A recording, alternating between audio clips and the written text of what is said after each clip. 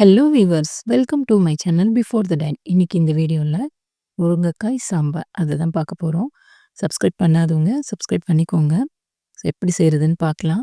தேவையான பொருள் பாருங்கள். பருப்பு, முருங்கைக்காய்,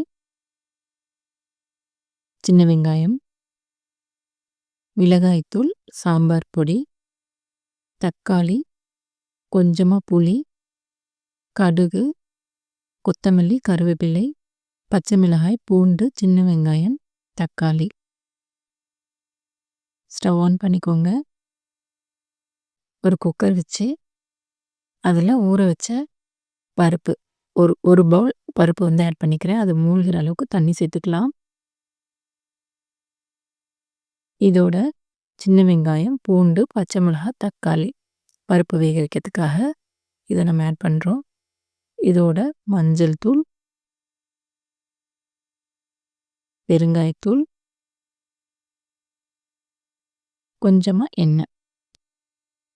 எண்ணெய் சேர்க்கும் போது பருப்பு ஈவனாக வேகும். அதுக்கு தான். ஸோ மூடி போட்டு ஒரு 4 விசில் வேக வச்சு எடுத்துக்கோங்க. வேறொரு பவுலில் முருங்கைக்காய், சின்ன வெங்காயம், தக்காளி, கொஞ்சம் தண்ணி சேர்த்துக்கோங்க. மிளகாய்த்தூள், சாம்பார் பொடி,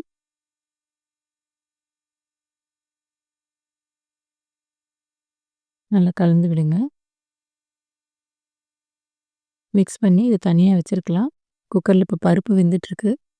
அந்த பருப்பு வெந்ததுக்கப்புறம் அந்த பருப்பு வேறு ஒரு பவுலில் மாற்றிட்டு நம்ம இதை ஆட் பண்ணி வேக வச்சு தனியாக எடுத்துக்க போகிறோம். பருப்பு வெந்துருச்சு. பருப்பு நான் வழக்கமாக சொல்கிறது தான். பருப்பு வந்து நல்லா குழைவாக வேக வச்சிடாதீங்க. பருப்பு தெரியணும். கரண்டி வச்சு தான் மசிச்சு விடணும். அந்த அளவில் அந்த பக்குவத்தில் வேக வச்சு எடுத்துக்கலாம். பருப்பை நல்லா கரண்டி வச்சு லைட்டாக மசிச்சாலே அது மசிஞ்சு போயிடும். அந்தளவுக்கு வேக வைக்கணும். வேற ஒரு பவுலில் மாற்றிக்கலாம் நம்ம. இப்போ அதே குக்கரில் நம்ம கலந்து எடுத்து வச்சோம் இல்லையா முருங்கைக்காய், அந்த முருங்கைக்காய் இதில் ஆட் பண்ணிக்கலாம். சேர்த்துட்டு போதுமான அளவு தண்ணி சேர்த்து, முருங்கைக்காய் வந்து ரொம்பவும் குழஞ்சிடக்கூடாது. அதே டைமில் வேகாமே இருந்துடக்கூடாது. ஒரு விசில் அப்படி இல்லைன்னா உங்களோட குக்கரை பொறுத்து 2 விசில் வச்சு எடுத்துக்கோங்க. விசில் சேர்த்து வேக வச்சுக்கலாம்.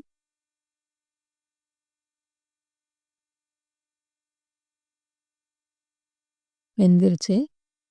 இதே நம்ம வேற ஒரு பவுலுக்கு மாற்றி வச்சுக்கலாம். முருங்கைக்காய் தனித்தனியாக போகலை. அதே டைமில் நல்ல வெந்தும் இருக்குது. தனியாக மாற்றி எடுத்து வச்சுக்கிறோம்.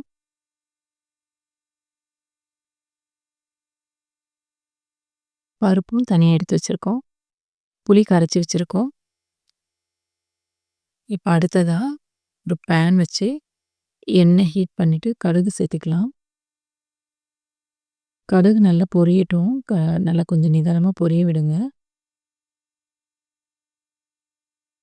இதோட சின்ன வெங்காயம் சேர்த்துக்கலாம். சின்ன வெங்காயம் சேர்க்கும் போது அது பருப்போடைய டேஸ்ட், சாம்பாரோட டேஸ்ட் வந்து நல்லாயிருக்கும்.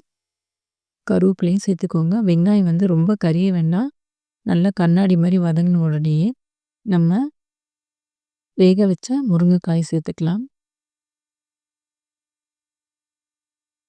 புளி கரைசல் அதோடு சேர்த்துக்கலாம்.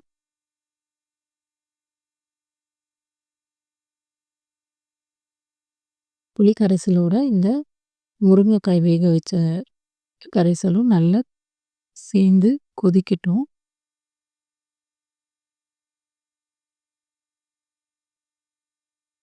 நல்லா கொதிச்சு வருது. இப்போ நம்ம அந்த வேக வச்ச பருப்பை இதோட ஆட் பண்ணிக்கலாம். நல்லா திக்காக இருக்கும். தேவைக்கு தக்கன தண்ணியை ஆட் பண்ணிக்கோங்க.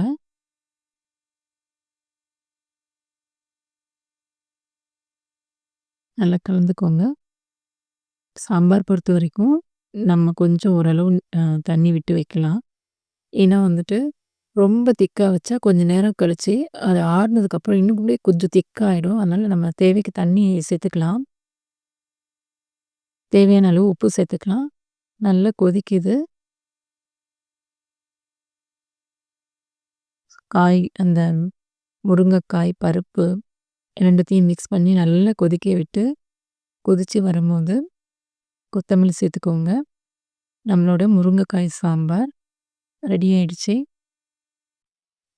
முருங்கைக்காய் மட்டும் தனியா சேர்த்து செய்யும்போது, சாம்பார் டேஸ்ட் வேற லெவல்ல இருக்கும். Okay viewers, don't forget two subscribe. Thank you.